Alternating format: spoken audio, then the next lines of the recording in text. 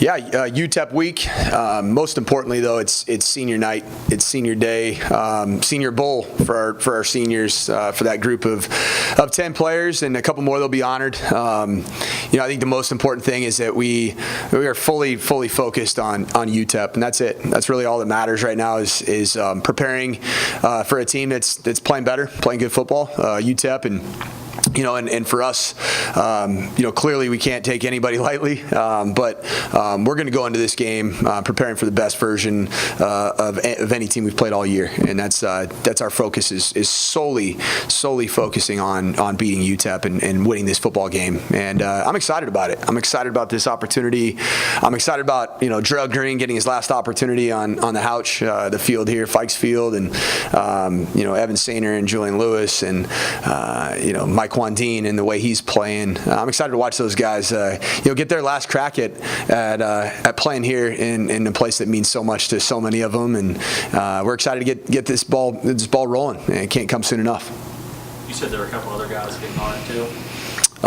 Yes. Yeah. Just we could obviously go through the senior list, but we'll release that at a particular time. You've obviously only gotten to coach these guys for about 2 seasons, but what has it meant to coach on these players who you didn't recruit? Yeah, I think that's a good question. I think anytime there's a coaching transition at all, there's a process of building a relationship, and a lot of times that relationship, it doesn't come overnight. As a position coach, I felt like there were times where it was instantly clicking. There's different position groups I've worked with over the years that the minute I stepped foot on campus, it was seamless. It worked out great. I think when it's a head coach and an entire new staff that comes in, there's going to be a time of building relationships, of finding trust. What I'll say about these seniors that are the ones that are going to be playing their last game, on Fikes Field, is that those relationships are real. Those relationships are deep. It hasn't all been easy when you're going through adversity. It does magnify some of the tougher times that you have in a relationship, but I can't say enough about the relationships that have been formed and will continue to be forged as we move forward with these seniors. And the last game at home or the last game of the season, that's not the end of a relationship. It isn't. That's the beginning of a relationship. And I've seen that in the coaching profession my whole life, is that these are relationships that somehow, some way will resurface down the road, and you'll have a chance as a coach to see that you made a positive impact on somebody's life, and that they're doing incredibly well, not just because of what you did, but because of some of the decisions that they made as a 21-year-old, 22-year-old senior, about the trajectory of the rest of their life. And this senior class is going to be very successful. They're going to be very successful in life, and they're going to do great things with their lives. And some of them are going to do it, hopefully continuing to play football. And I think there's going to be a group of those guys that have a chance to continue to play. But a majority of them are going to be very successful in things that are bigger than football. And I'm excited to watch that progress over the years. What is kind of the mood and the attitude of the locker room right now? Wanting to win a football game, wanting to beat UTEP. That's where the focus is. It really is.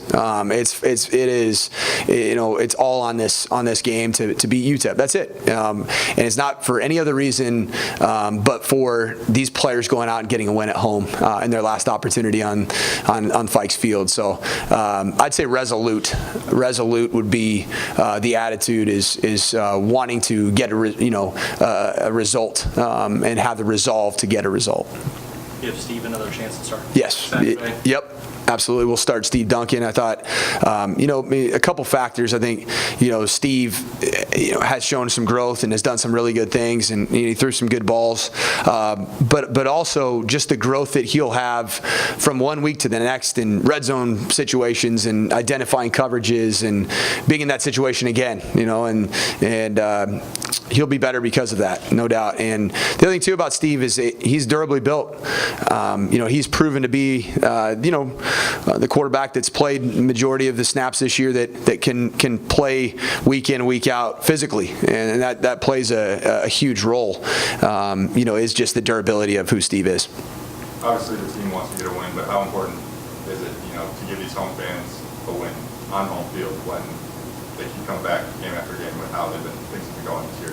Yeah, we do appreciate, trust me, we appreciate the fans that are sticking it out with us, and there's more than you'd think. And we've learned a lot about just how loyal Hilltopper Nation is and will be. And I'll be honest, we go around to a lot of Conference USA stadiums and teams that are in first or second place in the conference, and you would think that they're going through a season that's similar. It's a lot of people want to make a lot about fan bases and who shows up and who's not showing up.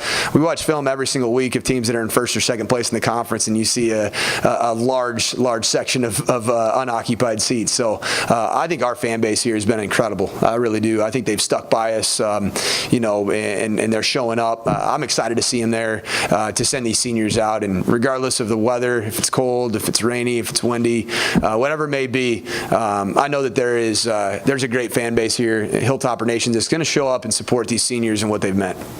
What are going to be some of the challenges facing UTEP? Well, you watch them on film. There's some really good things they do. Schematically, Mike Cox, their defensive coordinator, has been around a long time. In my background at Boise State and being in, UNLV and being around the Mountain West and WAC conferences, he has some exposure to the University of Idaho. He's been around a little bit at, Utah State, if I'm not mistaken, and then his path that brought him to Michigan State, to Kansas State. I mean, he's got a great background, having been around some really good defensive coaches, and he runs a good scheme. There's a lot of variety to what he does, and then. Offensively, I think with Kai Loxley, it's very similar schematically to Kansas State, what Dana Dimmel ran there at Kansas State. So you got to be ready to stop the quarterback run game. You think about Colin Klein and what he did at Kansas State. Kai Loxley's kind of their version within the offensive scheme of what Colin Klein meant to K-State. So they always are trying to get a numbers advantage in the run game, and nowadays it's tough. And so you got to use your quarterback to get one more number by using a running back to be a lead blocker. When it comes to you personally, what kind of pitch would you give as to why you deserve a third year? I mean, is there a certain, you think maybe the youth that you've had out there this year, what kind of pitches are you giving as to why you think you should be back as head coach? I think right now the biggest pitch is getting ready for UTEP, and I mean that. You got to get into your tunnel vision has to be set on one thing and one thing alone. If you start allowing other factors to start coming into play of what you're doing and why you're doing it.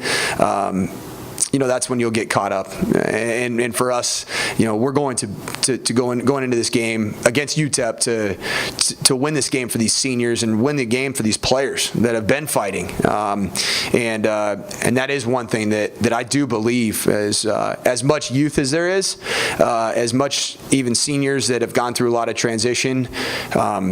There is a lot that's happening on the film each and every week amongst adversity that gives you a lot of belief that this team is poised for a big breakout. Was there anything Saturday's tape that you saw that kind of goes toward that? I think so. I think the fact that, in two different times in the game, going into halftime, you have a 1-point game, even in the fourth quarter, getting an onside kick and having an opportunity in the red zone to make it a 5-point game. Did we get it done? We didn't. That comes back to, we got to finish in that situation. That's my job to help these guys finish. But to give ourselves a chance to win that football game. The final score was the final score, and you got to live by that final score. But what you saw on tape was not one shred of quit. The long run at the end of the game. There's one piece of it was misfit, and that's what those running backs can do. Those running backs are outstanding players. You kind of bounce off that though. The criticism and everything. The players probably read it, they see it. Is it something that you talk to them about, just to maybe try to tune it out, or just kind of focus on the game? Yeah, I think what we do as a team is we focus on UTEP, and that's what the mission was. The conversation was. I mean, it truly was. I mean, it's not just just what we say here. It's what we say in our building. Is that truly the only thing that matters The only thing that matters is what's going on in this building this week for these seniors and for these players that are laying it out on the line. And the challenge to our team is the freshmen, the sophomores that, even some that are redshirting right now, they need to commit themselves so much to getting a result this week by giving a great look in practice, scout team, that, at the end of this game, they know they gave everything they could for these seniors and for this team. And so everybody's commitment this week has to be equal to that of Mike Wandine and Drell Green and Evan Sainer, and DeAndre Furby. It's got to be equal to that, even if you are a redshirt and you're not playing. Your scout team look's got to be on a different level this week, because that's what the focus is. It really has to be about that. I completely understand that we live in an information rapid speed kind of world. It's out there, certainly you get that, but you're also teaching your players a lot about life, that you got to focus on what's right in front of you. You can't worry about too many things that aren't directly in your control. Thank you, guys.